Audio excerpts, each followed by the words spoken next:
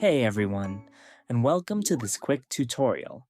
Ever run into issues after a software update and just wish you could go back? Today, I'm going to show you a simple and free way to restore StreamFab to a previous, more stable version. Let's jump right in and get you back on track. Step 1. Open your browser and navigate to the official DVDFab website at https://www.dvdfab.cn. Once the homepage loads, look for and click on the login link located at the top right corner of the page. Step 2.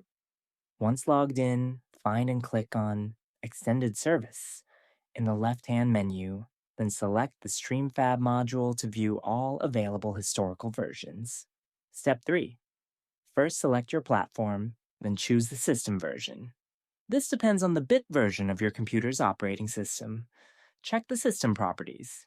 For Windows, if it is a 32-bit system, download the x86 version. If it is a 64-bit system, download the x64 version. For Mac systems, simply select x64. And finally, select the download links you need.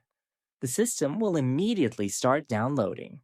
And that's it. A fast and straightforward solution to downgrade StreamFab when you face problems with a new update. If this guide saved you from a headache, hit the like button. Thanks for watching. See you in the next one.